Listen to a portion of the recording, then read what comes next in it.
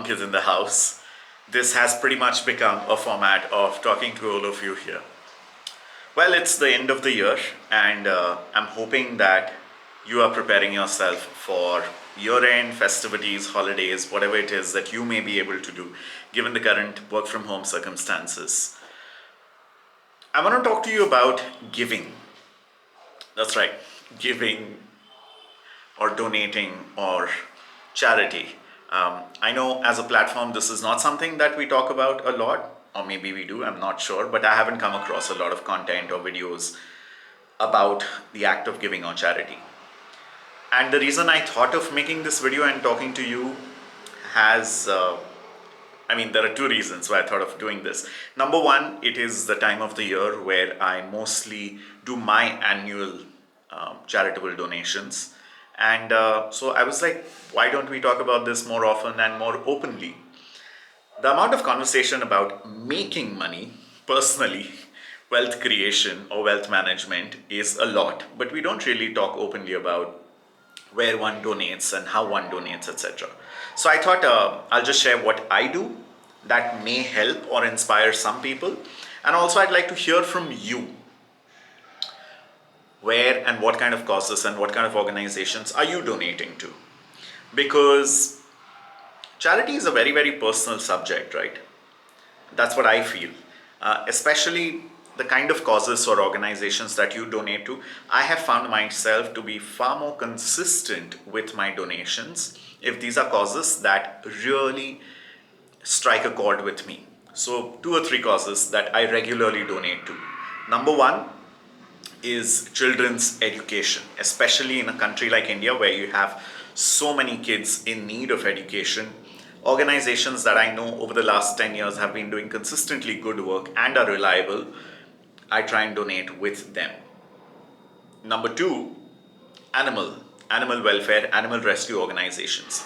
So CUPA is a fantastic Bangalore-based organization that does physical rescue and refugee work for stranded and abandoned animals, not just pet animals, but other domestic animals as well. So I donate to CUPA. Number three, or cause number three that is really close to me is food. I love food, and I can imagine how much people who don't have access to it, what a big struggle it is to people. So food is the number three big cause that I donate to. So there is something that I've actually just learned about, and I've signed up to be a food donor to, and that is the Robin Hood Army here in Bangalore, which actually does not accept any monetary or money donations, but you can basically go volunteer with them, or you can be a food donor. They pick up surplus foods from restaurants or food donors, and they deliver it hand deliver it to communities or to people who are in need of food. And I also just learned about TUF, the United Foundation, that is collecting money for picking up woolens. It's called Project Woolies because in winter, homeless children, homeless people, they are in dire need of woolens to stay warm. So over the years, I have found my donations to be around these three causes primarily. And the fourth one, because my entire family is into Vipassana meditation. So, I try and donate to Vipassana centers that are up and coming, because the entire Vipassana meditation, technique and the entire infrastructure is donor based. They don't charge you any money for the 11-day or whichever meditation course or practice that you go to. So, food donation, education for children in impoverished communities and neighborhoods, and animal welfare and rescue. These are the causes that are really dear to me, and these are the causes that I find myself repeatedly donating to. So I think it's important to identify what causes strike a chord with you, and that will help you just be consistent with it. One of the questions that came up with my friends when I was discussing annual donations is, how much should one donate? Now that's a deeply personal question and decision as well, whatever you're comfortable with ideally. The global average is between 5 to 10% of your discretionary income after taxes, etc. So I understand in India there is some amount of tax advantage you can get if you furnish, the receipts or the invoice, not invoice, but basically the proof of your charity or donation, I think there is some tax advantage over there. I'm not really a financial planner, so I'm not very well versed with that. But anything between 5 to 10% is the global average. I know in India we don't really talk so much about charity. I don't know how many of us actually donate to charity.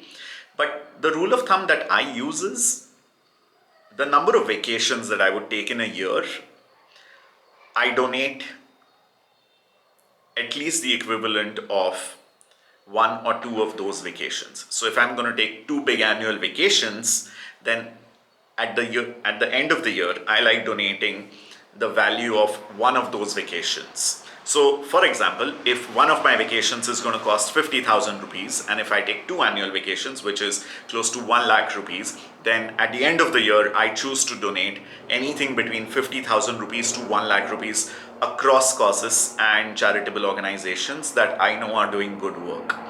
But it's totally up to you. If you don't take any vacation, can you still donate? Of course you can. It's just a simple rule of thumb that I follow in my head, and totally up to you. So I distribute my donations between these 3-4 causes, and also something that is ad hoc. For example, when COVID came and a lot of communities was struggling with basic hygiene, sanitation, or just basic food ration, I donated to some of the Chief Minister Relief Funds and other organizations that I know are doing actual good work on the ground in Maharashtra and in Karnataka.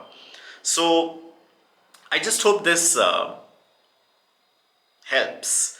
And I would really like to know from you, what organizations have you donated to? Have you donated to? Children's education, food security, animal welfare are the three subjects or the three broad themes that I'm really keen about helping. And if there are any organizations or charities that you know of in whichever part of the country, I would love to hear from you, because I would also like to broad base, the donations. And I think if we crowdsource these names, then these good charitable organizations will just find a larger audience, and a lot more people can help them. So yeah, that's what this video is about. I really hope that you are thinking of donating to charity as well at the end of the year, as we bring this very, very challenging year to a close. And I hope you are staying warm and staying safe.